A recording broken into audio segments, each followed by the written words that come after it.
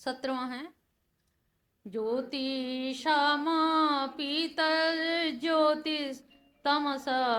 परामुच्यते। ज्ञानं ज्ञेयं ज्ञानगम्यं हृदय सर्वस्य वेष्टितम्। ज्योतिषामपि, वो ज्योतियों का भी ज्योति है।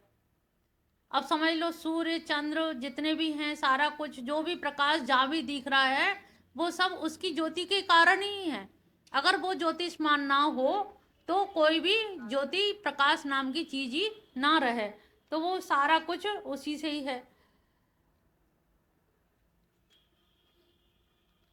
तम जड़ वर्ग से परे कहा जाता है।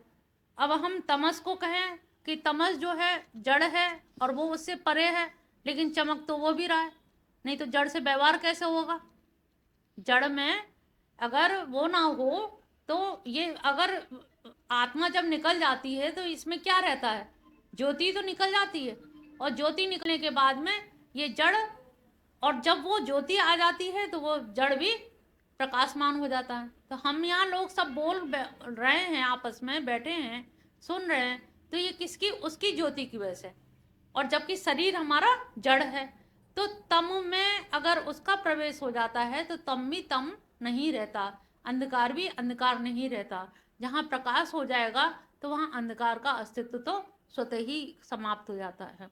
एक बार प्रकाश ने भगवान के पास जाकर प्रार्थना की शिकायत की अंधकार ने कि ये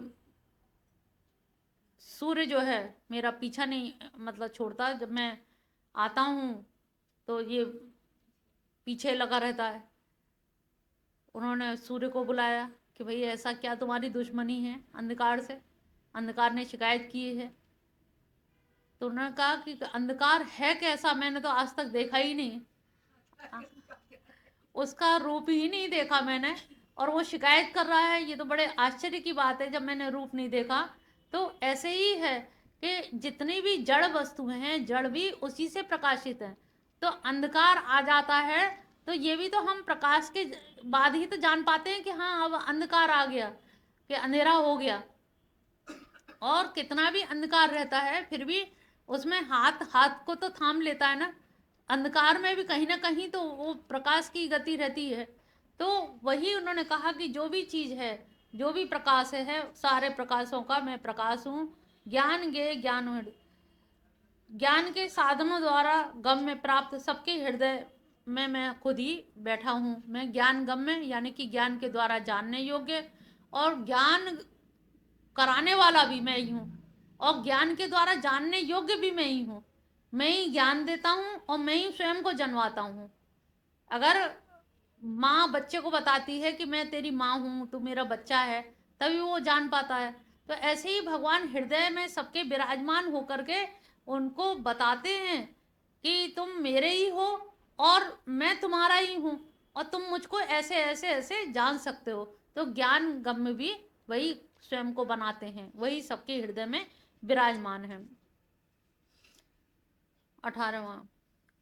इति क्षेत्रं तथा ज्ञानं ज्ञेयं चोक्तं समासत् मद्भक्त एतद्विज्ञा मद्भावयो बद्धते।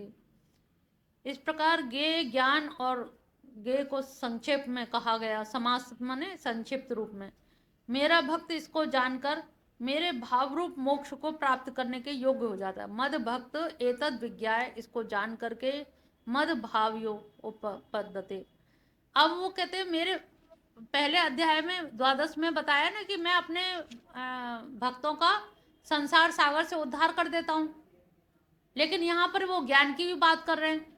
तो उन्होंने कहा कि जो मेरे भक्त बनते हैं और भक्तों में कहीं अज्ञानता ना रह जाए, या पूरा विशद विवेचन मेरे बारे में ना जान पाए, तो कहीं मति भ्रम ना हो जाए। भटकाने वाले भी बहुत होते हैं, भिड़ाने वाले भी बहुत होते हैं, कहाँ गलत रास्ते जा रहे हो, वो तो ऐसे हैं, वो तो ऐसे हैं, कुछ भी गलत कहा जा सकता है। तो मैं अपने भक्तों के भाव को सुदृढ़ करने के लिए, कि उनकी दृढ़ निष्ठा बनी रहे, अंततो गत्वा ये जान लें कि कृष्ण के बाहर कुछ नहीं है, कृष्ण के अलावा कुछ नहीं है, विश्वातीत भी वही है, विश्वव्यापी भी वही है। ये दृढ़ निष्ठा आ जाए, स्थैर्य आ जाए, नहीं तो डगमगाने में 2 कदम लगते हैं।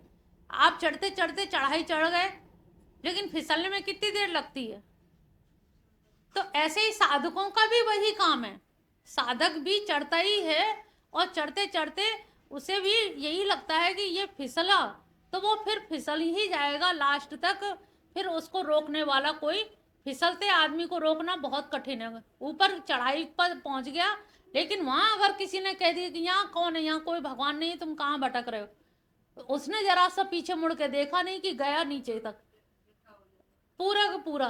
तो उन्होंने कहा मैं, मेरे प्रति जो भाव है भक्तों के, वो भाव सुदृढ़ हो जाए, भाव में कोई अंतर ना आए, इसलिए मैं इनको पूरी तरह से क्षेत्र और क्षेत्रज्ञ के बारे में जो बता रहा हूँ, उसका कारण भाव की सुदृढ़ता है, कि मेरे भक्त भ्रमित ना हो जाएं कहीं इधर उधर, इसको जान करके उनके अंदर दृढ़ निश्चय आ जाए। जैसे ही बहुत से लोग कहते हैं ना कि भगवान ने चीर हरण भी किया, लेकिन चीर भरण भी किया, चीर बढ़ाया भी। तो भगवान की जो लीला हैं, उन लीलाओं में ब्रह्म का एक गुण होता है, विरुद्धाश्रय। जितने ईश्वर है, परमात्मा है, भगवान है, लेकिन जब हम ब्रह्म कहते हैं, भगवान के तो अवतार अनेकानेक हो चुके हैं, परमात्मा रूप में भगवान सबके हृदय में विराजमान है, लेकिन जब हम उनको ब्रह्म कहते हैं, तो ब्रह्म की एक डेफिनेशन है शॉर्ट में, आपसे कोई भी पूछे तो आप बता सकते हैं, ब्रह्म का मतलब है विरुद्ध आश्रय। विरुद्ध आश्रय जो होता है वही ब्रह्म होता है। भगवान का भी एक नाम रूप उपाधि गुण हो सकते हैं, कुछ निश्चित लीलाएं हो सकती हैं, जैसे राम अवतार के हैं, तो वहां आपको अलौकिकता नहीं दिखेगी, एक नियमावली, एक मर्यादा दिखेगी। लेकिन इनकी लीला में, ब्रह्म में कोई मर्यादा नहीं है। ब्रह्म के लिए कोई मर्यादा नहीं होती। अवतार की मर्यादा हो सकती है, लेकिन ब्रह्म की मर्यादा नहीं होती। तो ब्रह्म कैसा होता है, आपसे कोई भी कृष्ण के बारे में कुछ कहे तो आप कहें कि ब्रह्म का होने का कारण है विरुद्ध आश्रय। विरुद्ध आश्रय समझ लो जैसे संध्या बेला, ना तो वो दिन है ना रात है, जहां विरोधी चीजें एक साथ रह सके, जहां बांसुरी का बजाना और सुदर्शन चक्र का धारण करना। अब उन्हीं उंगलियों से दोनों कितने कठिन काम है, लेकिन किए उन्होंने, तो ये एक ब्रह्म का ही लक्षण है। एक अवतार की औकात नहीं है इतनी। तो ऐसे ऐसे जो कार्य उन्होंने किए हैं, इसीलिए उनका ब्रह्मत्व सिद्ध होता है। वो भगवान हैं, वो परमात्मा हैं, वो ईश्वर हैं, लेकिन वो ब्रह्म भी हैं, निर्गुण निराकार भी हैं और सगुण साकार भी हैं। खाली ये कहें कि वो तो बंसी बजाने वाले थे, गोकुल के ग्वाला थे, उन्होंने कहा थे, वो ये भी थे, वो ये भी थे, वो ये भी थे, ये भी हैं, वो भी हैं, वो भी होंगे। कोई भी नाम रूप उपाधि उनसे वंचित नहीं है, अलग नहीं है। इसीलिए उन्होंने पूरी तरह से उसकी व्याख्या की है।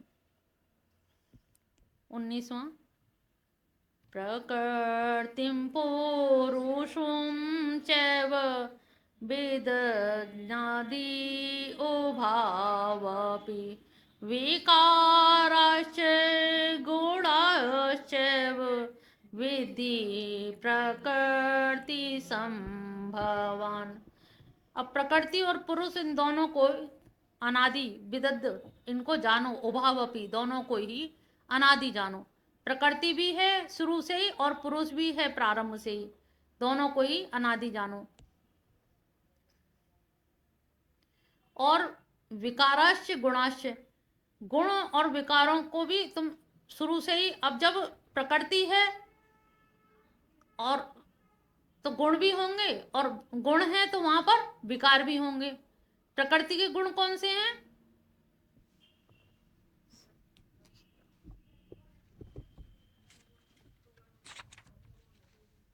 हाँ, तमोगुण, रजोगुण, सतोगुण। लेकिन इनके विकार भी हैं। जब वो गुण होंगे, अभी मैंने क्या बताया था, संघात, हाँ, संघात में क्या होगा, तीसरी चीज की उत्पत्ति हो जाएगी। जैसे दूध में थोड़ा सा दही डाल दो तो क्या होता है, दही जम जाता है, तो विकार हो जाता है। तो इसी प्रकार से उन्होंने कहा कि सारी चीजें जब गुण हैं तो गुण के विकार भी होंगे।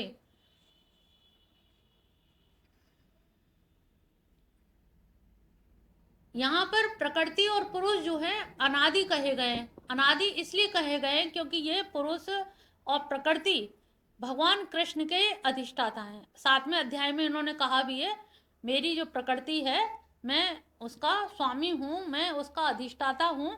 और अधिष्ठाता कहने का मतलब है कि प्रकृति की स्वतंत्र सत्ता नहीं है और पुरुष की भी स्वतंत्र सत्ता नहीं है। ये दोनों तराजू के पल्ले की तरह से भगवान पुरुषोत्तम से बंधे हुए हैं, मूठ से बंधे हुए हैं। और वो समत्वम जो शब्द दिया ना, दोनों कांटा जब बीच में आ जाता है तो वो कांटे की तरह से हर चीज को तोल करके बैलेंस करके गुण को विकारों को सब प्रकृति और पुरुष को वो नियंत्रण करते हैं, उनके अधीन है। ऐसा नहीं, अगर ऐसा होता, जैसे सांख्य दर्शन में पुरुष बहुत माने गए हैं और पुरुष को स्वतंत्र माना गया है, प्रकृति को स्वतंत्र माना गया है, लेकिन गीता में प्रकृति और पुरुष को कृष्ण के अधीन माना गया है कि भगवान के अधीन है। भगवान जब आज्ञा देते हैं तभी वो कार्य करते हैं, अन्यथा जड़ प्रकृति की अपनी औकात नहीं है कि वो सृजन कार्य में संलग्न हो जाए। तो यहाँ पर प्रकृति और पुरुष भगवान कृष्ण के अधीन होकर के, और जो कर्म होते हैं जीव के, कर्मों के अनुसार फल और जन्म देते हैं, और जन्म के अनुसार ही उन्हें प्रारब्ध के अनुसार ही कोख मिलती है, रंग रूप मिलता है। तो सोचो, रंग रूप भी जब भगवान हमारे कर्मों से मिल रहा है, बुद्धि भी कर्मों से मिल रही, सब कुछ कर्मों से मिल रहा है, तो हम भगवान को दोष क्यों दें। सारा कुछ विकार जो है हमारे अपने कर्मों का ही है। तो अंततोगत्वा कहने का तात्पर्य है कि हमें अपना ध्यान कहाँ रखना है, अपने कर्मों पर। आप ही मालिक हो अपने कर्मों के, आप ही भिखारी हो अपने कर्मों के। तो आप राजा हो भी सकते हो और रंक भी बन सकते हो केवल अपने कर्मों से। तो यहाँ पर कर्मों को ही विशेष ध्यान दिया गया है।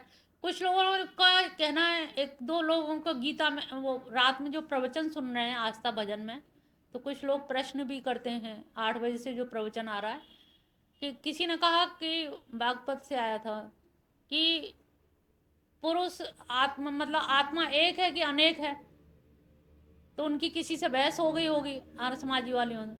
दरअसल आत्मा तो एक है। ये जो जीवात्मा है, जब जीव का संसर्ग हो जाता है, पुरुष का जब प्रकृति से संसर्ग हो जाता है, तब वो अनेक हो जाते हैं, लेकिन वैसे आत्मा एक है। लेकिन अगर अनेक ना माने, उनका खंड खंड में विभाजन ना माने, तो एक व्यक्ति अंधा है तो दूसरे को भी अंधा होना पड़ेगा।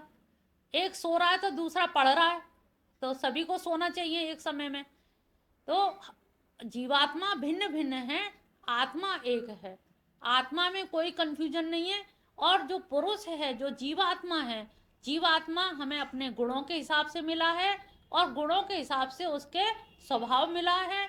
स्वभाव के हिसाब से हमारे अपने कर्म होते हैं। हमें सोना बहुत पसंद है, किसी को तिक्त खट्टा खाना बहुत पसंद है, किसी को मीठा भोजन बहुत पसंद है। तो ये खाना पीना भोजन भी, ये सारे हमारे इन 3 गुणों के आधार पर ही निश्चित होते हैं, इनसे ही निर्णय होता है। तो हमारा पुरुष जो है ये बहुत है, लेकिन ईश्वर के अधीन है। 20वां, कार्य करण कर्तृत्व हेतु प्रकृति रोचते पुरुष सुख दुःखानां भोक्तृत्वे हेतु रोचते।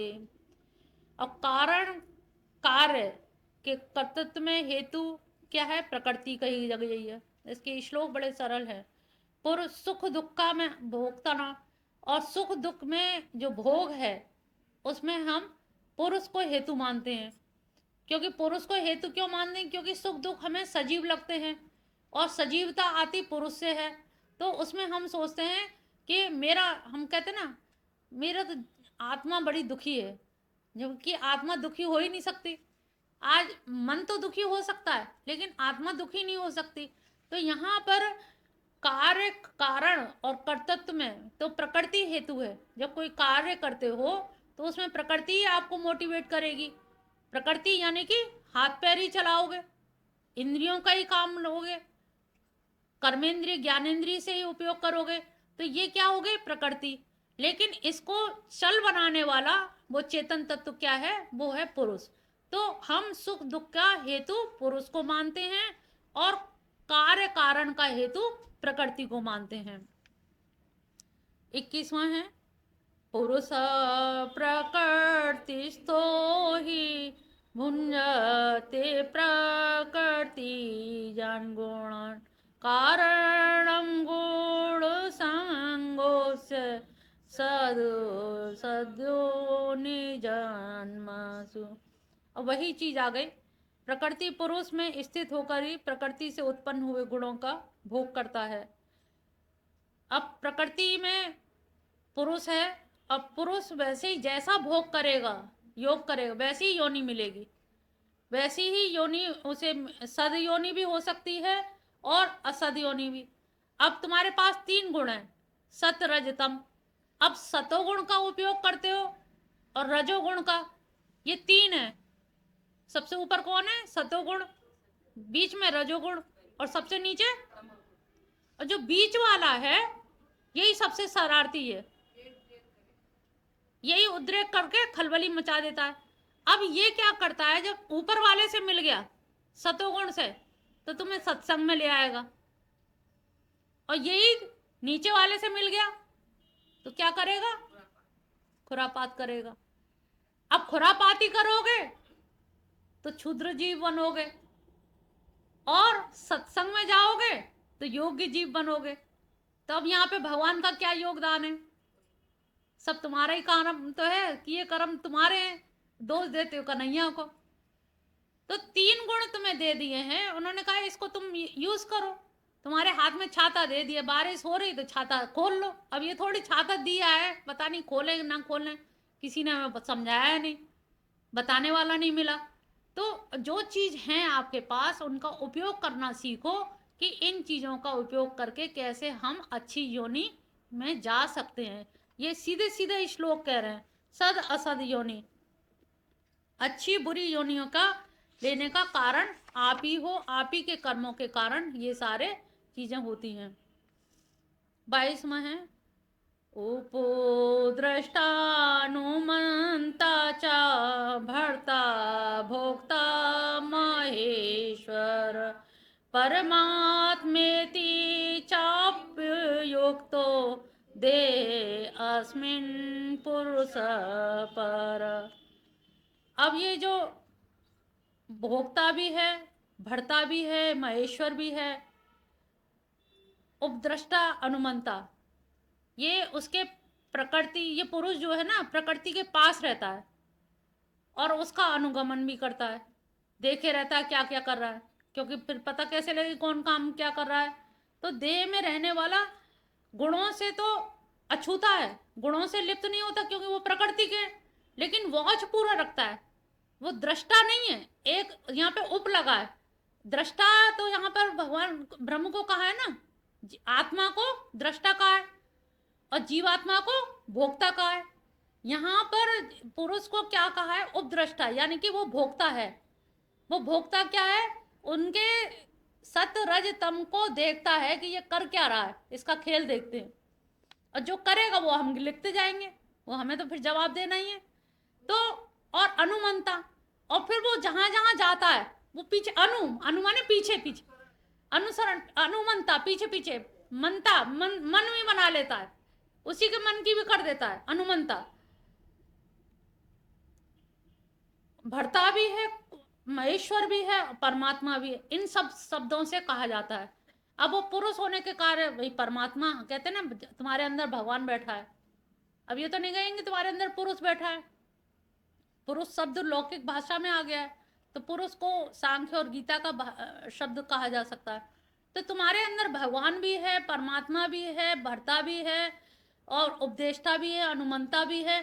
ये सारे इतने सारे गुणों से वो युक्त है और तुम्हारे हर चीज को वो देखता रहता है और आपका अनुगमन भी करता है, आपका पीछा करता रहता है। आप कब कहाँ कैसे कहाँ जा रहे हो, क्या कर रहे हो।